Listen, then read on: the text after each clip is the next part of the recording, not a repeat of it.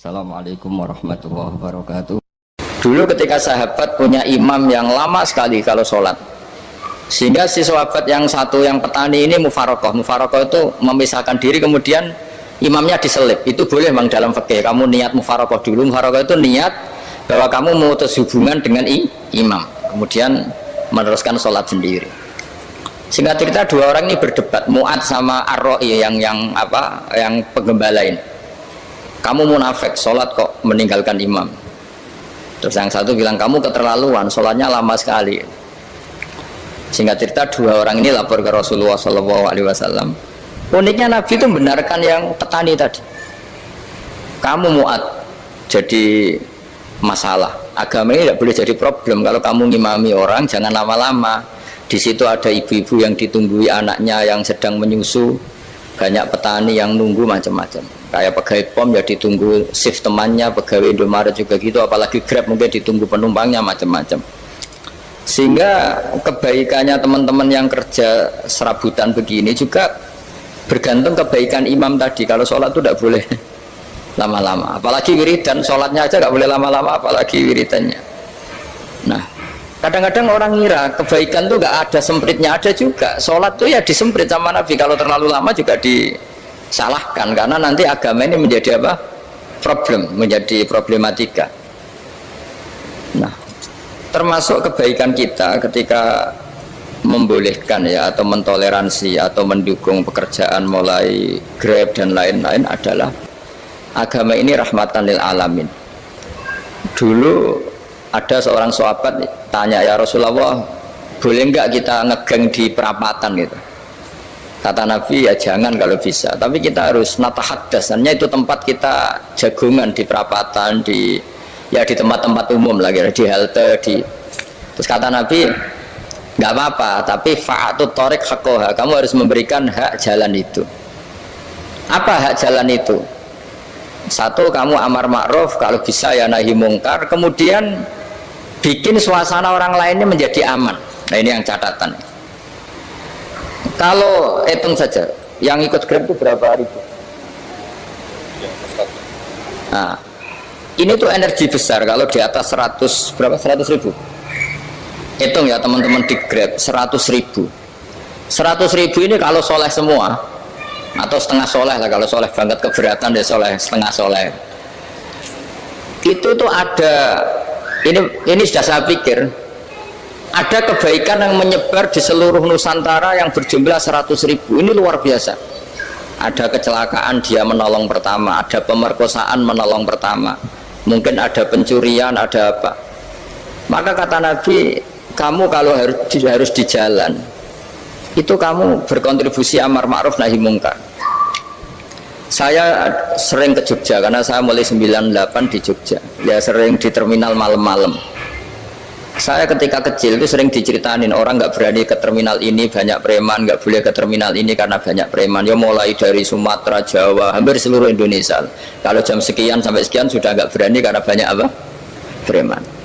Itu uniknya, preman-preman itu selain dulu ditangani tentara dan polisi, itu urusan negara ya kali itu, dan kita ngapresiasi. Itu hilangnya yang permanen itu bukan saja ditangani ABRI dan polisi, TNI dan polisi, tapi ditangani kultur. Banyak mulai orang soleh, santri dagangan di situ, ada ojek mangkal di situ, supir taksi mangkal di situ. Terus di sini orang-orang soleh yang menghalau ketika ada perempuan digoda atau perempuan dicopet atau apa. Terus lama-lama jadi kultur bahwa kebaikan ini dominan. Setelah kebaikan dominan ini otomatis menyingkir sedikit demi sedikit. Jadi selain negara ini harus melakukan sesuatu yang seharusnya, yaitu menjaga masyarakat dari kriminalitas, sebetulnya yang paling awet dan paling mudah dilakukan itu tadi, kebaikan harus menjadi kultur bersama. Sehingga kalau terminal kemudian ada mbak-mbak jilbaban yang dagang, terus pak-paknya soleh, ada musola yang hidup, ojeknya juga gitu, terus supir taksinya, lalu kebaikan ini menjadi nilai bersama. Saking jadi nilai bersama, ibu-ibu yang takut atas dirinya nggak ngojek kecuali pak ini karena terkenal amanah, nggak naksi kecuali pak ini karena terkenal amanah. Dan kita Indonesia itu ingin seperti itu, sehingga amanah ini menjadi nilai bersama dan otomatis menjadi keamanan bersama. Corong Jawa itu tego nitipno anake karena dijamin aman, tego nitipkan istrinya juga karena dijamin aman. Nah kalau kebaikan ini juga menjadi satu nilai jual dan kita bisa mengawal secara serius, itu alhamdulillah betul. Nah dimulai dari mana? Satu, mental kita takwa. Kedua, sistem sosial, bahwa kita terkoneksi oleh indukan ya, juga terkoneksi oleh kepolisian. Maksudnya karena kita terdaftar, kalau ada anak hilang kan tinggal ini yang bawa wahyu misalnya. Nah, jadi saya mohon, semohon-mohonnya, kebaikan ini harus jadi nilai bersama. Setelah terminal itu banyak orang baik, otomatis yang ini tuh menyingkir itu. Akhirnya apa? Nanti yang bos-bosnya toko itu ya hanya nitipkan sama orang soleh, yang mau nge-grab juga hanya titip sama yang soleh, begitu seterusnya, sehingga jadi siklus kebaikan yang bersama. Nah ini yang dimaksud Quran, wa tamiru bainakum bima'ruf. Iktimar itu namanya urusan bersama ya, saya ulang lagi ya. Jadi orang Arab kalau bilang iktimar itu urusan bersama, sehingga bahasa Arabnya konferensi besar itu kalau di NU disebut apa? Muktamar. Muktamar itu menjadikan urusan publik dirembuk, itu namanya apa? Muktamar. Nah diantara kebaikan yang diinginkan Islam itu wa tamiru bainakum bima'ruf. Urusan kebaikan ini menjadi urusan apa? Bersama. Ya saya contoh itu kecil saja, itu mesti dikandani sama orang-orang tua, jangan di terminal ini sampai jam ini, jangan di perapatan ini ketika sudah jam begini. Tapi barokahnya orang soleh bertebaran di mana-mana itu. Yang tukang grab ya di mana-mana, yang penjaga toko ya banyak yang soleh, yang ngojek, yang macam. Sehingga di terminal itu nyari tempat sholat ya gampang, cari tempat duduk ya gampang, nyari orang amanah ya gampang. Bahkan lama-lama yang nggak amanah ini nggak laku. Dan ini yang kita inginkan. Dan ketika nggak laku, akhirnya dia kalau ingin laku harus amanah, atau ingin laku harus tobat. Nah agama ini urusan bersama, sehingga Allah mengistilahkan wa tamiru bainakum bima'ruf. Jadikan kebaikan ini urusan bersama. Sehingga karena ini urusan bersama, ketika kita jadi kiai juga harus, kalau misalnya tadi ada Gojek kok makmum, atau Grab kok makmum, atau super bis kok makmum, kiainya harus cepat sholatnya, jangan baca surat Baqarah nanti diomel-omelin apa penumpangnya. Begitu juga ibu-ibu menyempatkan jamaah, waktunya ada lama, di rumah sudah ditunggu anaknya yang masih menyusu. Makanya Nabi ngendikan idza amma ahadukum as-sholata falyukhaffif. Kalau kamu jadi imam, sholatnya harus relatif cepat. Fa inna fihim ad-dhaif badal hajat. Di antara makmum itu yang banyak punya urusan. Selain ada yang lemah, ada yang punya banyak urusan.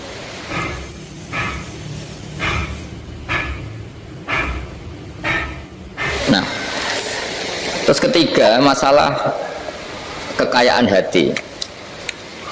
Kekayaan hati ini penting sekali, karena rata-rata teman di Grab itu kan miskin lah. Tapi jangan miskin sampai miskin hati itu. Bahwa kamu nyari nafkah itu sudah ibadah, berkelana di dunia Allah juga ibadah, menyaksikan macam-macamnya orang itu juga ibadah. Bahkan menambah khazanah ilmu. Di antara warisan ilmu yang kita dapatkan dari Rasulullah SAW, misalnya kamu jalan-jalan, punya kaki dua, punya tangan dua. Gara-gara jalan-jalan sering ngerti orang yang buntung.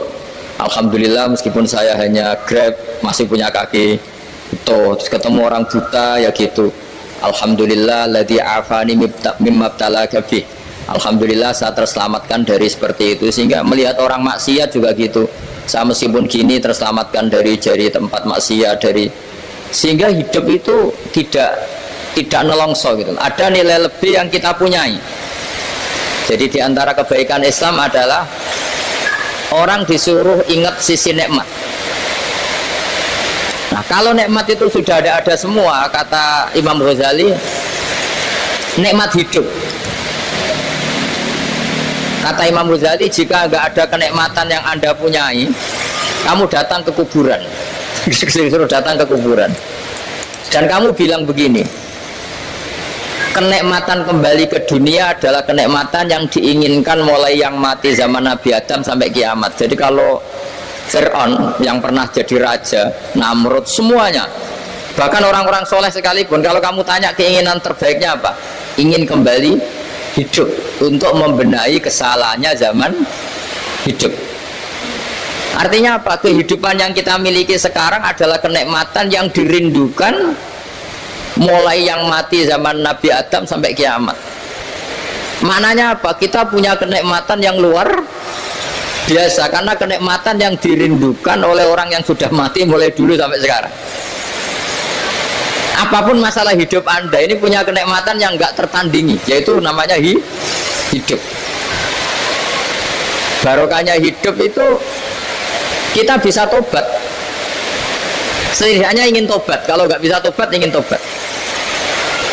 Makanya di Indonesia itu banyak nyuwun sewu, banyak maling yang anaknya itu soleh, karena kalau ngandani anaknya tetap gini, wes le bapak tok sing lakoni kowe ojo, bapak tok yang alami ini kamu jangan. Banyak di Indonesia orang nggak bisa baca Quran, anaknya hafid, karena setiap bodoh itu tidak diwariskan. Wes le bapak tok sing bodoh kowe ojo bodoh. Mungkin teman-teman di Grab juga gitu, wes bapak tok cong sing nasib ngene kowe ojo. Jadi kebaikan begini itu akan terus-menerus diwariskan, sehingga banyak orang tidak tamat SD anaknya dosen, nggak tamat SMP anaknya dekan, karena setiap dari kita itu cita-cita kebaikannya menurun ke anak cucunya, keburukannya berhenti di dia. Cara wong Jawa itu bapak tok sing nglakoni. Nah, di sini saya jelaskan tentang kekayaan rohani. Jadi saya mohon ketika Anda jalan-jalan ngantar penumpang itu harus sering muji Allah Subhanahu wa taala. Ya, saya bacakan ayatnya, at-taibunal abidunal hamidun. Orang baik itu yang tobat, yang ahli ibadah. Di antara definisinya itu as-saihun, yang sering jalan-jalan. Siaka itu jalan-jalan.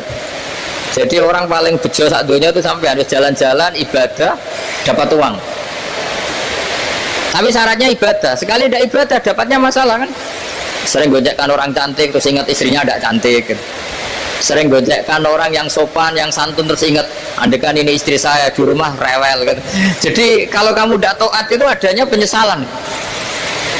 Di lampu merah ada orang naik Ferrari, naik Alphard, sementara kamu di rumah hanya mobil butut, kadang malah tidak punya mobil. Jadi kekayaan rohani itu dimulai dari mana? Dimulai dari taat. Cara berpikir itu taat, bukan maksiat. Sekali Anda cara berpikir maksiat, maka adanya hanya penyesalan. Semakin pengalaman di luar, semakin penyesalan. Karena di luar sana banyak orang yang dapat nikmat yang lebih dari Anda. Tapi sekali Anda taat, kamu akan mensyukuri apa yang Anda miliki dan tidak pernah ingin sama yang dimiliki orang lain. Sehingga orang-orang yang sering pergi itu sama Allah dipuji. Jadi tidak ada nabi kecuali di antara ibadahnya itu jalan-jalan. Fasiru fil ardi. Sehingga semua nabi itu mesti pernah melakukan perjalanan internasional. Rasulullah Muhammad SAW pernah jalan-jalan sampai ke Syam, padahal beliau orang Mekah. Nabi Ibrahim yang orang Syam pernah perjalanan sampai ke Mekah. Karena di antara kearifan itu ya dimulai dari apa? Jalan-jalan tadi. Kamu ngerti orang yang macam-macam. Makanya di antara kebaikan umatku kata Nabi itu siyaha fil ard, sering berkelana, tapi tentu untuk mengambil pelajaran. At-taibunal abidunal hamidun as-saihun. Nah, agama mensupport itu. Sehingga kata Nabi, jika ada orang kok sholat qobliyah, ba'diyah semuanya di masjid, sama Nabi ditegur, la taj'alu buyutakum kuburan, rumah kamu jangan jadikan kuburan, harus dapat jatah apa? Sholat. Kata ulama, kalau ada orang sering sholat di satu titik, itu ditegur, kamu harus ganti titik yang lain supaya saksi bahwa kamu di bumi sholat itu banyak. Jadi kita ya punya nilai positif juga tentang apa? Karena kita sering siyahah, kalau bahasa Arabnya itu sering keluyuran, saksi kita kebaikan juga banyak. Tapi pesan saya paling pokok tadi ya, jadikan komunitas kebaikan itu punya nilai jual. Syukur-syukur fid dunya hasanah wa fil akhirati hasanah. Ya kita bersyukurlah di Indonesia itu. Saya masih ingat kecil saya itu ya sekitar saya umur 15-14 tahun. Setiap mau pergi itu pesannya orang-orang yang sering pergi itu jangan masuk terminal jam ini di perapatan ini, karena yang namanya preman itu dulu dominan. Sekarang sampai jam 2 ada orang pakai jilbab, kadang ya orang pakai peci, yang nggak pakai peci pun ke musola sholat terus. Yes, pokoknya kebaikan itu jadi komunitas dan jadi nilai jual. Bahkan tadi misalnya ibu-ibu yang pergi malam itu kan mesti ada orang-orang yang jadi langganannya karena terkenal apa? Amanah. Yang dititipi anak juga pilih orang yang terkenal apa? Amanah. Nah, nilai amanah ini harus kita jaga terus supaya kamu ya bisa bekerja, orang lain juga nyaman karena amanah tadi, Allah juga senang karena amanah itu perintahnya Allah Subhanahu wa ta'ala.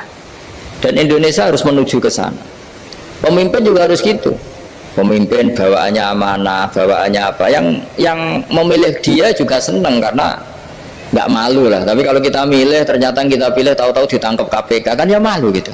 Dulu kita kampanye mati-matian ternyata dia ditangkap KPK. Tapi kalau dia amanah kan dia senang.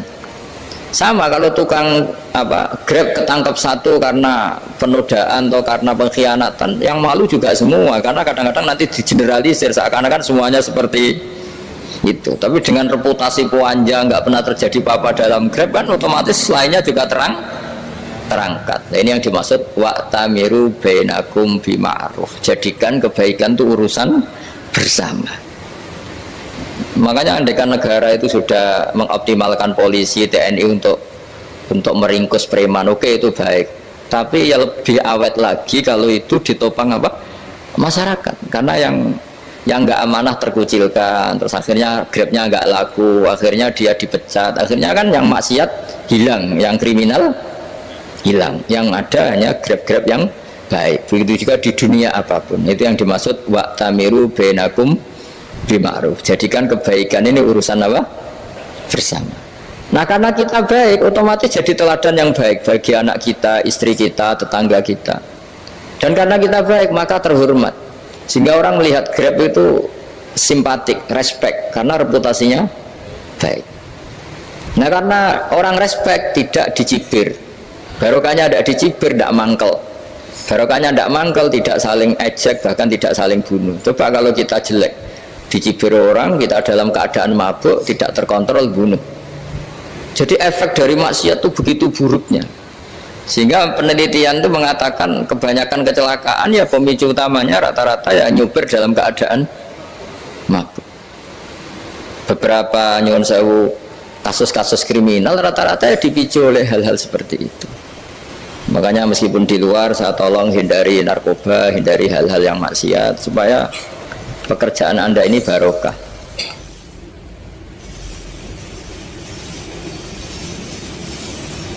Kemudian yang terakhir saya beri ijazah tentang Al-Fatihah ya, karena ini surat yang populer. Kalau saya ijazahi Quran 30 juz pasti sampean nggak hafal. Atau ijazah surat Baqarah, kalau mau Baqarah mau. Ijazahi surat Baqarah mau 2 juz setengah. Mau Mas Asep? Ya Fatihah aja yang gampang ya. Nah, ya kulhu Fatihah ini paket ringan ini. Tapi pahalanya apa? Besar. Ini beda ya, artinya selama ini mungkin Anda baca tapi monoton ya. Tapi ini saya bacakan teks aslinya tentang istilahnya itu mazaya itu kelebihannya Fatihah. Saya baca Arabnya dulu, nanti ini terakhir ijazah. Tadi kan saran-saran umum tentang sosial ya, pokoknya jadikan kebaikan itu punya nilai sosial yang baik lah. Jadi nanti orang yang nggak amanah nggak laku ya, calon bupati, gubernur, presiden yang nggak amanah juga nggak laku. Begitu juga kiai yang tidak amanah juga nggak laku, suami yang nggak amanah juga nggak laku, istri yang nggak amanah juga. Sehingga kebaikan ini jadi nilai sosial yang dalam tanda kutip sudah keniscayaan. Yang diinginkan Allah itu seperti itu, bukan kebaikan yang dipaksakan karena kekuatan negara.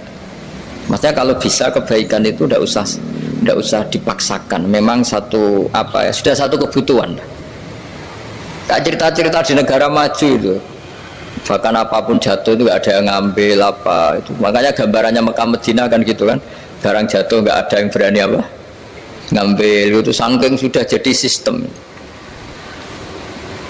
Sehingga banyak negara di Eropa itu yang sampai nggak punya tentara, nggak punya polisi karena kebaikan sudah. Nah kita kan masih capek, polisinya aja capek, apalagi masyarakatnya, karena ya apa ya, kebaikan itu belum jadi nilai apa bersama. Nah, kita selain ditopang negara, ada polisi, ada tentara, itu kita usahakan kebaikan itu jadi nilai apa bersama. Tadi wa'tamiru bainakum bima'ruf. Dan kita punya reputasi yang bagus dalam bab ini. Saya masih ingat kecil saya itu yang jilbaban hanya keluarga kiai. Sekarang rata-rata masyarakat itu jilbaban. Dulu yang sekolah SMP, SMA itu jilbaban kadang dulu malah dilarang ya, harus sama seperti itu seragamnya. Sekarang sudah boleh. Dan nyaman. Lama-lama yang dapat simpatik ya yang pakai pakaian model tertutup seperti itu. Lama-lama gamane cara wong golek mantu ya golek yang seperti itu daripada yang blodor. Lama-lama jadi nilai bersama. Ya ingin saya seperti itulah. Di terminal juga sama. Orang mau makan cari warung yang kelihatan ada ayat kursinya, pakai jilbab, atau paling tidak dia nggak mungkin lah nyuguhkan yang tiren atau yang haram. Akan ada garansi sosial. Ada apa? Ada garansi apa? Sosial. Dengan penampilan yang soleh itu kan, masa iya nyuguhkan oplosan babi gitu misalnya itu. Jadi nilai sosial itu harus, ya tadi harus benar-benar jadi nilai. Sehingga negara biar gak capek-capek. Polisi juga gak capek kan, karena tugasnya corong Jawa mau ngawat-ngawati tok, tapi tidak perlu tegang karena kebaikan bisa jadi nilai apa bersama. Ingat-ingat ya ayatnya tadi, wa'tamiru bainakum bima'ruf. Jadi kebaikan itu harus jadi nilai bersama. Iktimar itu menjadi urusan bersama. Makanya kalau kita rapat besar disebut apa? Muktamar. Muktamar itu urusan bersama. Ya tadi imamnya sholat juga menopang Gojek karena nggak lama-lama nopang Grab, nopang Kernet, nopang penjaga Indomaret, penjaga bensin, pom bensin. Nah dia hanya punya waktu 5 menit terus imamnya baca Baqarah. Iya imamnya mursyid, mungkin dia tambah lama tambah dapat aplaus dari muhibbinnya, tapi makmumnya dia tambah lama tambah dapat penghormatan dari pecintanya, tapi kitanya wah khusyuk wali kan, dia dapat status naik lah. Kita yang sudah tidak ikut jadi wali diganggu apa pekerjaannya. Kalau ada imam seperti itu sampai mufarokoh saja, niat ya Allah sampai sini saja saya makmum orang itu, silakan orang itu punya urusan sendiri dengan jenengan, ya sudah, atau salib saja apa ya, itu boleh. Kalau dalam fikih namanya apa mufarokoh. Mufarokoh itu niat, tapi kamu jangan langsung selonong mufarokoh, niat dulu pamit sama Allah bahwa sekarang mau mufarokoh. Ya, tapi ya jadi sholat yang aneh kan, imamnya masih rukuk, kamu terus sujud, terus apa-apa selesai ya. Mungkin dalam pandangan itu orang lain ini maksudnya makmum gimana ini kok begini. Tapi sudahlah, Allah Maha tahu. Nah, insya Allah dimaklumi. Ya saya baca tentang Fatihah ya, karena sampean pasti sering baca Fatihah.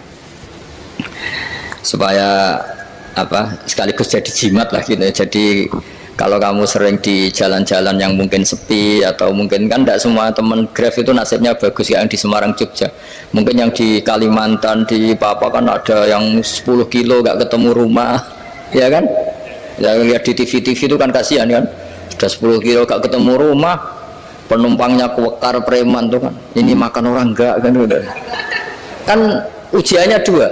Kalau penumpangnya cantik itu ya kecoba syahwat, kalau preman takut. Jadi orang itu selalu ujian itu.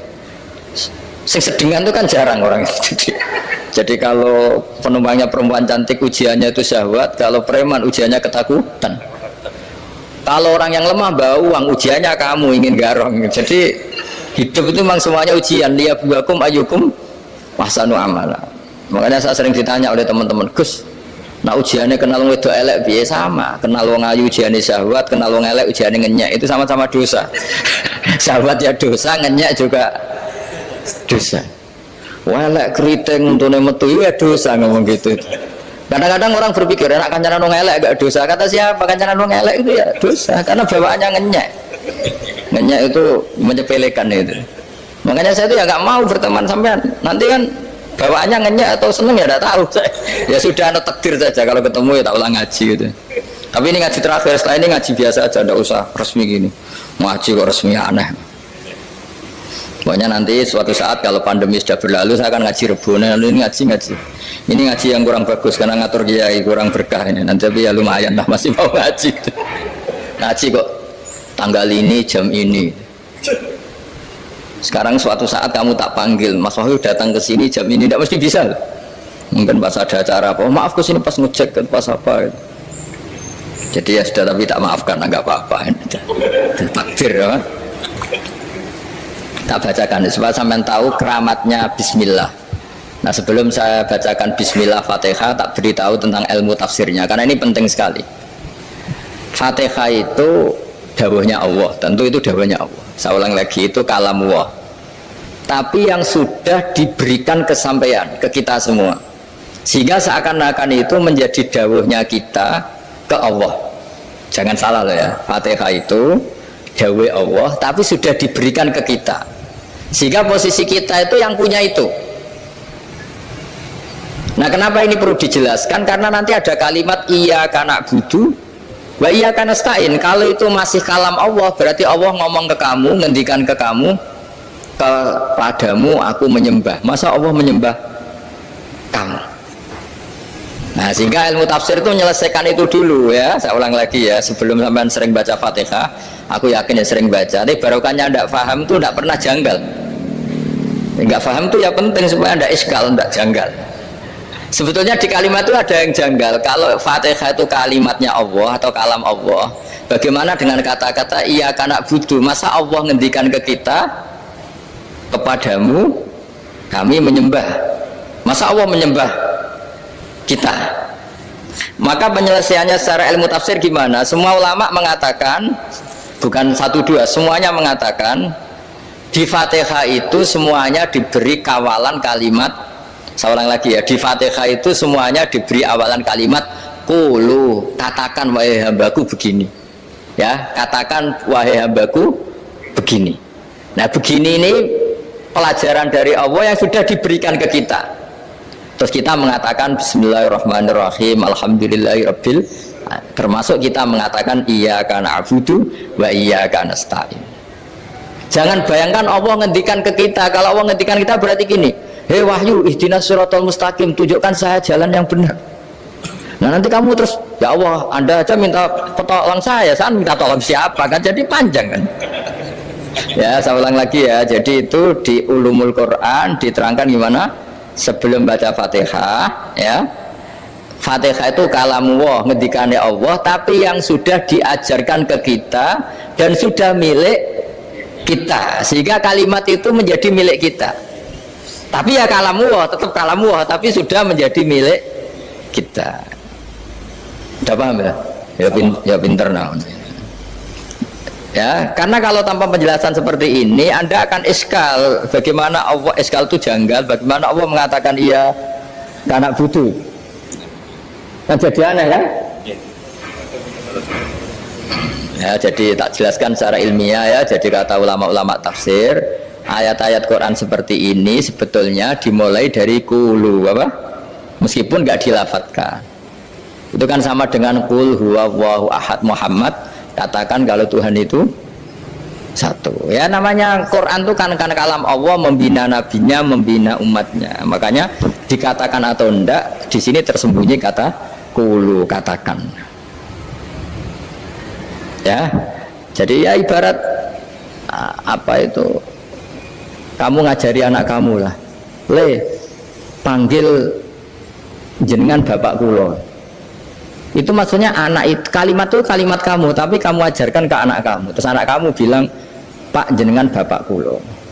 Nah, ketika kamu mengatakan jenengan, bukan kamu mengatakan jenengan anakku, berarti anakmu itu bapakmu, kan lucu kan. Anak kamu ajari jenengan bapak kulo, kamu engkau bapak saya. Terus anak kamu mengulang, jenengan atau kamu bapak saya. Berarti itu kalimat yang kamu ajarkan, tapi sekarang sudah milik anak kamu. Kalau itu kalimat kamu kan lucu, masa anak kamu bilang bapak. Nah, itu seperti itu. Jadi ulama memberi solusi atau jawaban iyyaka na'budu wa iya, itu sebelumnya ada kata-kata qulu, katakan wahai hambaku, hubungan kamu dengan saya adalah katakan iyyaka na'budu wa iyyaka nasta'in. Terus hubungan kamu dengan saya katakan juga dalam doamu ihdinas siratal mustaqim. Jelas ya, jadi itu kalam Allah yang sudah milik kita karena diajarkan Allah untuk kita. Dong ya? Ya, dong ya, gak jelas ya. Tapi bagus, gak jelas itu bagus. Kalau kamu jelas gak jadi dikrep, jadi gubernur. Min azimi fadliha kasratu asma'iha wa fadail ukhra. Ini cerita dramatisnya surat Al-Fatihah. Qala Abu Hurairah radhiyallahu anhu inna iblisa ranna khina unsirat Al-Fatihah. Jadi iblis itu begitu kesakitan. Ini kitab Abu Abdul Farad karangannya Syed Muhammad Alawi, juga kutipan dari beberapa kitab. Yang jelas beliau sendiri juga ngutip dari beberapa riwayat di beberapa hadis. Halaman 123. Ketika Fatihah turun itu iblis kesakitan. Kayak orang sakit gigi lah, tersiksa sisanya karena turunnya surat apa? Al-Fatihah. Artinya kalau Anda baca Fatihah dijiwai, maka Anda melemahkan setan, melemahkan iblis. Wa qala Mujahid, khina unzilat Fatihatul kitab ronna fastama indahu asyayatin. Jadi ketika Fatihah itu turun, iblis itu terkapar lah kira-kira, sampai dijenguk banyak setan. Jadi kamarnya di ICU lah kira-kira gitu kalau sekarang itu. Entah Covid entah enggak tahu, pokoknya di ICU sampai dijenguk banyak setan. Enggak tahu bawa apa enggak tahu, pokoknya dijenguk banyak setan. Ono yang nyangoni karena ini apa? Ketuanya apa? Pingsan, sakit. Jadi iblis itu sakit sampai dijenguk anak buahnya setan-setan. Ya, semoga kalian semua tidak kenal setan. Kalau kenal berarti teman, apa? Wa qalu misla dzalik wa qala lahum laisa mimma taquluna syai'un walakin unzilat suratun laisa ajru qailiha illa an harramallahu alaihi nar jahannam. Saya ini bukan sakit fisik, kata iblis. Kamu tidak usah jenguk saya, datangkan dokter terbaik, tidak usah. Saya ini tidak sakit fisik. Saya ini sakit karena ada surat yang diturunkan, yang pahala yang melafadzkan surat itu pasti selamat dari neraka. Padahal misi terbesar saya ini supaya manusia masuk neraka. Sekarang punya tamengnya. Wah, pusing kan? Ya seperti orang lah, goda sampean ternyata sampean setia, itu kan pusing. Nah ternyata tidak setia, itu yang akhirnya ribet kan itu. Jadi iblis itu cita-cita terbesarnya kan semua orang itu masuk neraka. Nah sekarang turun satu surat yang gara-gara surat itu siapapun yang baca dijamin selamat dari neraka. Jadi walakin unzilat suratun laisa ajru qailiha illa an harramallahu alaihi nar jahannam. Karena jadi dia shock lah, kalau orang di Jawa itu bilang shock. Aduh, sial nasib saya ini umat nggak bisa saya goda lagi karena punya tamengnya tadi punya. Qadba tolakaidukum wa makrukum. Rekayasa kalian sekarang itu tidak ada gunanya semua. Nah, ini alhamdulillah di Indonesia kelihatan kan banyak yang miskin, banyak yang susah. Tapi selagi mereka masih sholat, tuh keinginan mencari halal itu masih tinggi. Kayak apa kita di tengah kota, jauh dari anak istri, jauh dari tetangga. Biasanya kalau orang jauh dari anak istri, tetangga kan sakar PDW. Tapi yang soleh masih banyak, sudah jauh dari keluarga tetap lurus. Loh, kalau yang dekat lurus kan wajar, konangan wong akeh kan. Ini sudah jauh masih lurus. Nah ini nggak lepas dari barokahnya surat apa? Surat Fatihah tadi. Jadi karena ada surat yang menjamin pelafalnya atau qailiha terbebas dari api neraka. Wa qalat as-sayatinu lahu is ayu syai'in ta'muruna ya maulana. Faqala lahum idhabu wajtahidu hatta tukhfilu qulubahum hatta la yaqulu hadhihi surah. Lalu kita gimana, jari para setan begitu. Lalu kita gimana? Terus kata iblis, sudah bikin mereka lupa sehingga tidak baca lagi. Selagi masih baca kita pasti keok. Jadi kalau sampean sudah jarang baca Fatihah itu berarti sudah bagian dari kemenangan apa? Iblis. Jadi kalau sampean sudah jarang baca Fatihah itu berarti bagian dari kekalahan Anda, kemenangan iblis. Masih sering baca? Alhamdulillah. Berapa kali? Pertama kali sholat. Dan sama lagi? Ya, kalau ngajarin itu juga saya itu juga kawan juga. Kok 5 kali tok itu? Berarti pas sholat fardu tok itu? Enggak 5 kali, itu mendingan itu 17. Kamu itu ngitungnya jangan 5 ini. 5 waktu aja. 5 waktu itu berarti lumayan lah. Berapa? 17 ya? Ya. 17 ya? Ya. 17. Tapi kalau makmum tuh sering separuh kan, apalagi makmum tarawih. Ya kan? Makmum tarawih itu bacanya Fatihah ada yang sempurna enggak ya? Ya enggak lah. Baru alhamdulillah rabbil alamin mampu ruku ikut ruku gitu. Makmum kan yang tarawih teman. Kalau tarawih jarang sempurna ya. Fatihahnya itu. Kan imam sudah ruku. Kamu bacanya Fatihah sampai mana tuh? Baru setengah ya. Ya paling pas terawih aja kan enggak sempurna ya. Apalagi kalau imamnya sing kilat, waduh malah. Nah ketika Fatihah itu sebegitu keramatnya, sebegitu topnya, itu setan rapat, singkat cerita itu yang tadi dipimpin oleh iblis yang sedang terkapar apa? Terus tadi obatnya nggak ada, cuma dia shock karena ada surat yang turun yang melafatkan itu pasti selamat dari apa? Neraka. Nah ini gimana saran Anda? Terus sarannya adalah bikin orang-orang itu lupa, tidak baca Fatihah. Nah ini rapatnya iblis. Idzabu wajtahidu hatta tufilu qulubahum hatta la yaqulu hadhihi surah. Kala yuksiru qira'ataha wa la yakunu lahum ajrun wa thawabun bal yakunu lahum adzabun wa iqabun.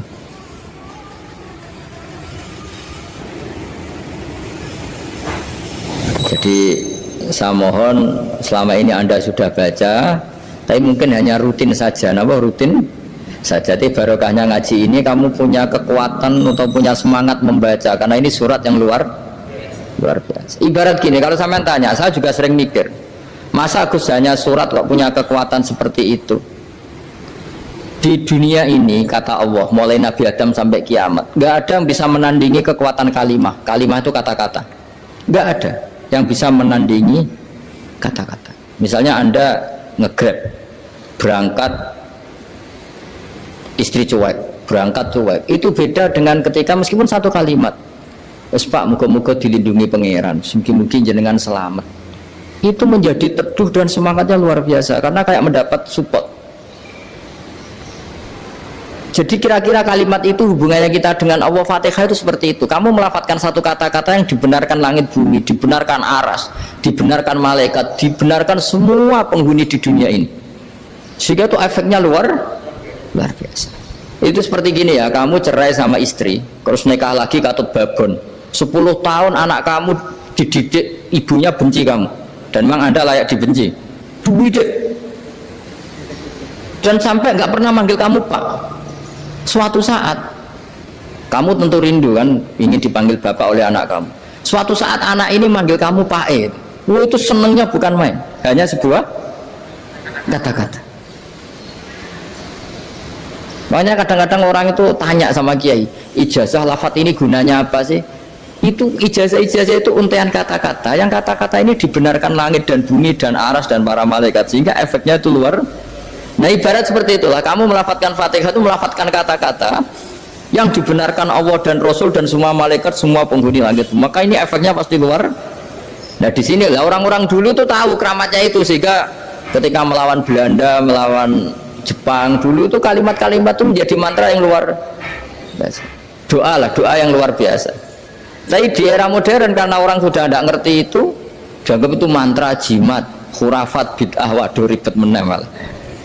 Sebetulnya tidak seperti itu. Memang kata-kata ini kekuatannya luar biasa. Sama kesakitan hati kamu juga karena itu. Ngojek wangilan ya. Lha Pak di bojo kok kowe gagahe tok kere. Wah, iku seling terus mesti. Padahal kalimat itu kan tidak melukai secara fisik, tapi apa kerjanya sesuk sarasa-rasen. Karena terus dengan pengadilan seperti itu kan, ngapain kerja demi perempuan yang seperti ini? Lagi-lagi kata-kata ini luar. Nah bayangkan kalau kata-kata itu adalah kalimat yang diajarkan Allah lewat Rasulnya, lewat malaikat Jibril, kayak apa kekuatannya itu? Nah kira-kira Fatihah itu gitu, kalimat yang baik, kalimatan thayyibah diajarkan oleh Allah dan Rasul, kayak apa kira-kira kekuatannya? Pasti luar biasa. Wong support yang dikatakan istri kita, anak kita aja luar biasa, apalagi ini support yang diajarkan Allah dan Rasul. Ya makanya saya mohon kalau baca Fatihah, baca kalimat-kalimat thayyibah ketika sholat itu dijiwai. Ya misalnya Rabbana lakal hamdu mil'us samawati wa mil'ul ardi wa mil'u ma syi'ta min syai'im. Engkau zat yang layak dipuji, dan pujian ini memenuhi langit dan bumi. Karena kita tahu nggak ada sejengkal di alam raya ini kecuali di situ ada rahmat Allah. Misalnya kamu bisa lewat sampai rumah saya, kamu mungkin anggap biasa saja. Coba kalau ngalami likuifaksi, tahu-tahu bumi ini ambles, bisa ngelewati yang likuifaksi itu luar. Tanyakan orang pernah ngalami likuifaksi di Sulawesi, itu melihat bumi bisa diinjak gak ambles itu, wah luar Nah, sama nggak ngalami itu sehingga lewat bumi ya biasa aja. Coba kalau ngalami seperti tidur, ya biasa aja. Coba kalau ada gempa, bahwa bumi tenang ini sudah nikmat yang luar biasa. Masa kamu ngakui nikmat nunggu digituin? Ya kan? Nah, makanya baca Fatihah dijiwai lah bahwa ini kalimat yang luar biasa. Nah, saya teruskan ya. Warwa Muslimun fi sahihihi an Ibnu Abbas radhiyallahu anhuma annahu qala bainama Jibril alaihi salam qaidun dan Nabi itsami anaqidan min fawqih farafa'a ra'sahu faqala hadza babun minas sama futihal yawma lam yuftah qaddu ilal yaum fanazala minhu malakun faqala hadza malakun nazala ilal ardi walam yanzil qattu illal yauma fasallim waqal absyir binuraini qad uti tahuma lam yu'tahuma nabiyyun qablak Fatihatul kitab wa khawatimu suratil baqarah. Jadi suatu saat Jibril ini jagongan kira-kira gitu sama Rasulullah, tahu-tahu langit itu gemuruh. Langit gemuruh kata Jibril, terus semuanya ngangkat kepala ke langit. Ini pintu langit baru ini dibuka, yang sebelumnya tidak pernah dibuka seperti ini. Turunlah malaikat, yang malaikat ini pun malaikat spesial, yang nggak malaikat murahan lah kira-kira gitu, yang nggak pernah turun ke bumi kecuali juga saat itu dengan penyambutan yang luar biasa, dengan semuanya tidak pernah terjadi hanya karena bahas surat Fatihah. Jadi ini surat yang luar biasa, pengawalannya lewat malaikat yang spesial, nggak pernah turun di bumi kecuali saat itu, penyambutannya juga nggak pernah seperti itu, baru seperti itu. Jadi semuanya itu spesial. Nah, kenapa ini spesial?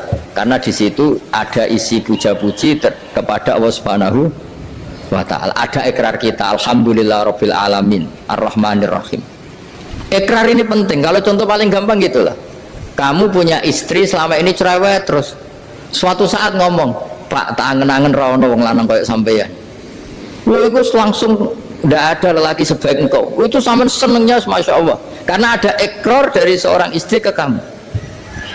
Nah, bayangkan kalau ikrar kita sebagai hamba diakui oleh Allah Subhanahu, maka ikrar ini akan dicatat sebagai kebaikan kita yang kita panen nanti di akhirat. Karena ada ikrar, kita ikrar bahwa alhamdulillah rabbil alamin, kita ikrar ar-rahmanir rahim, kita ikrar maliki yaumiddin, kita ikrar iyyaka na'budu wa iyyaka nasta'in. Sampean misalnya jadi orang Indonesia, ketemu orang Indonesia yang makmur di Jerman, terus lupa Indonesia. Kamu orang Indonesia? Enggak, saya enggak orang Indonesia. Mangkel gak kira-kira? Mangkel. Karena salah ikrar kan gitu. Ya, jadi saya mohon jangan anggap kalimat itu hal yang biasa, tapi luar biasa. Nggih, ngoten mawon. Assalamualaikum warahmatullahi wabarakatuh.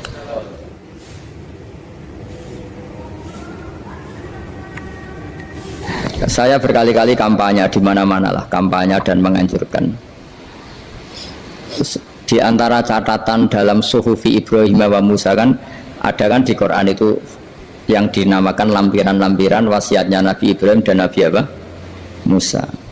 Itu di antara catatannya begini. Orang yang punya akal itu adalah orang yang bisa menikmati sesuatu yang baik. Misalnya gini, contoh gampang gini. Kamu punya anak pertama atau punya anak yang masih kecil, itu gendong tuh senengnya bukan main, melihat anak sehat tuh senengnya bukan main. Mungkin saat itu banyak orang yang sedang maksiat dengan perempuan nakal atau dengan teman-teman nakalnya, yang nganggap seperti itu tidak nikmat. Tapi andaikan ini ditimbang ya ditimbang. Yang maksiat betulan, misalnya paling ukuran bahagianya itu 70%. Tapi yang ini, yang nimang anak baru lahir atau masih kecil, corong Jawa ngeloni anak, bisa saja bahagianya itu sampai 100%.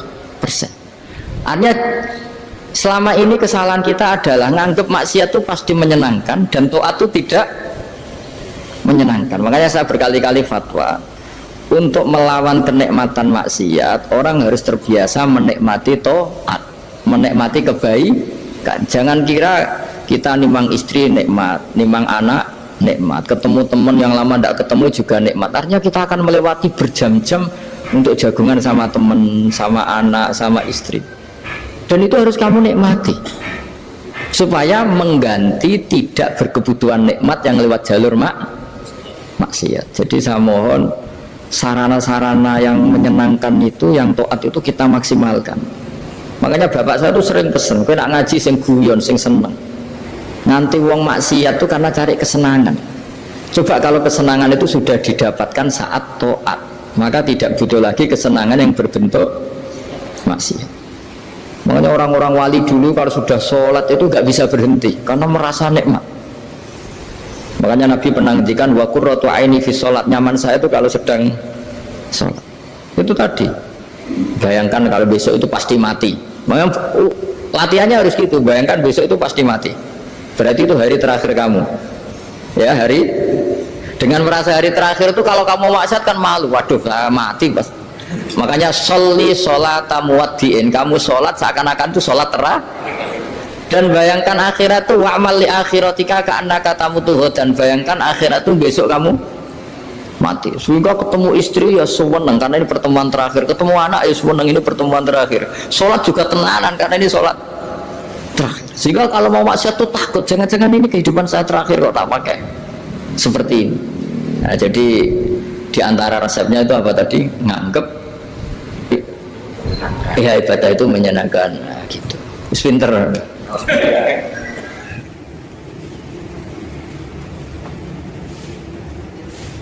Oke, satu pertanyaan lagi, Gus.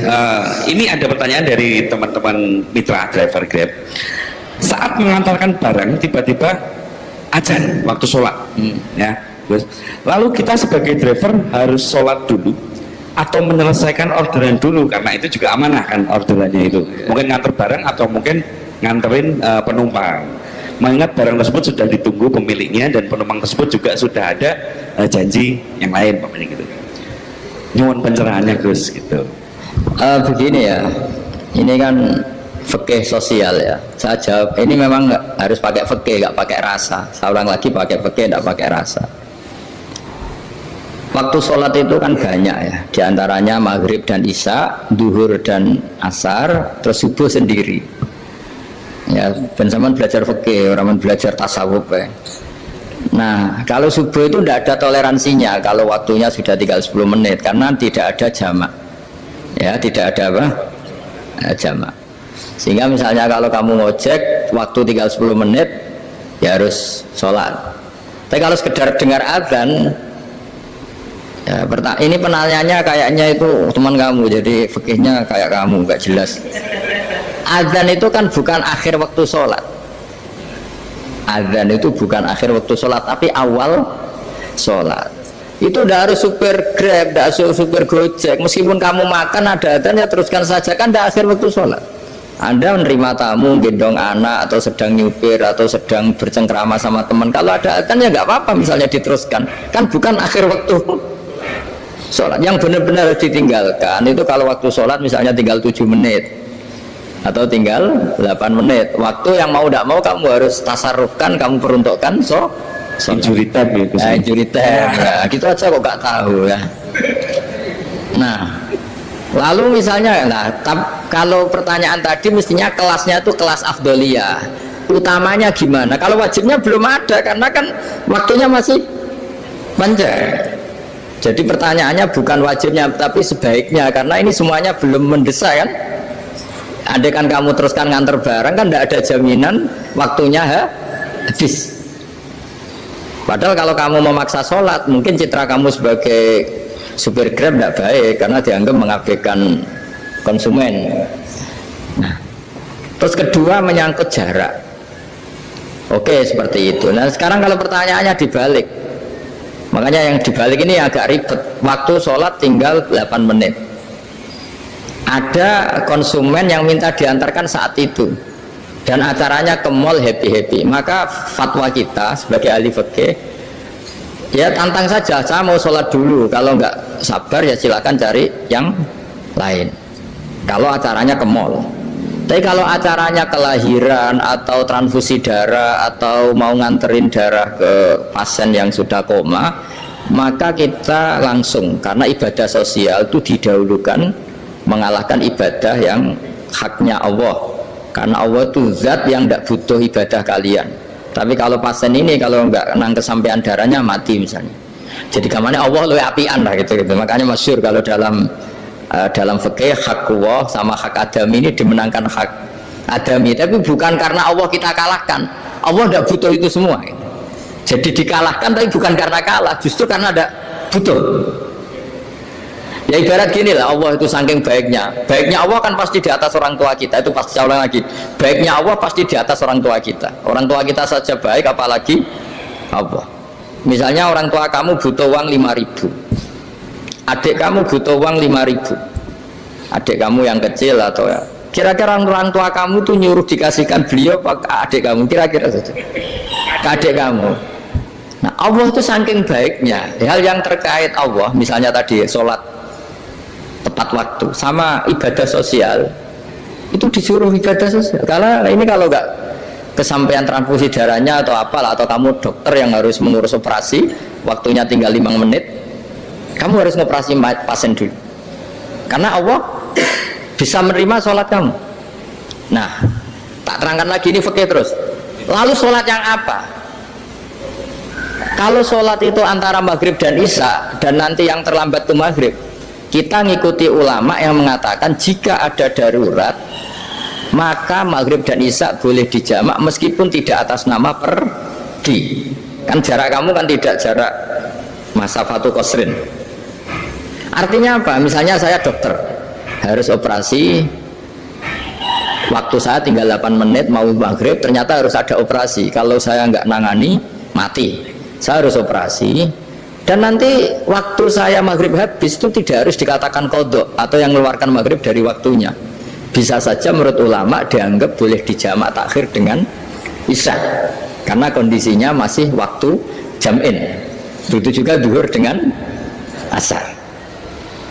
Tapi kalau waktunya itu asar, tinggal 8 menit, kemudian harus ada operasi, ya kita operasi. Waktu asar kita mundur sampai maghrib, namanya qadha yang dimaafkan Allah. Ya namanya tetap qadha karena asar nggak bisa dijamak dengan maghrib. Jadi ini fikih ya. Jadi jawabnya harus jelimet. Jadi saya ulang lagi ya. Tadi kan pertanyaannya dengar adzan. Kalau adzan kan waktunya masih panjang. Apalagi misalnya maghrib kan waktunya kan taruh saja ada waktu seperempat jam.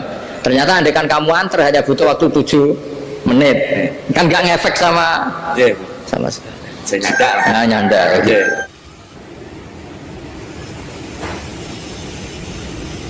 Kalau ada driver dapat orderan food, nganterin makanan, tapi makanannya non halal, itu pakai pripun. Nah, makanya itu tadi, kamu tahu betul kalau itu non halal loh? Kalau itu sudah tahu pasti non halal. Nah, ya, daging Tyrannosaurus, nonton mungkin. Makanya tadi itu memang PR kita di semua profesi. Saya ulang lagi, itu PR kita di semua profesi. Jadi ya itu makanya pentingnya istighfar tuh di situ tuh sudah kita sebagai ulama menghalalkan tidak mungkin, mengharamkan kamu juga demo, ini pekerjaan bus gitu. Tapi yang jelas itu tidak bisa dihindari. Ya sama lah seperti orang di bis itu. Kadang-kadang kan didoain semoga semua penumpang hasil ke tempat masing-masing, dan kalau ada cobat berarti kan doain cobat juga hasil tujuannya. Jadi di semua profesi itu resikonya. Makanya tadi saya bicara tentang fikih, kaidah umumnya menolong maksiat ya bagian dari maksiat, menolong taat itu bagian dari taat. Mau nggak mau harus ada hukumnya. Setidaknya barokahnya tahu hukum. Kalau kita salah belum istighfar gitu, sudah salah nggak merasa salah gitu. Jadi barokahnya tahu hukum itu paling enggak kan kita ya istighfar lah.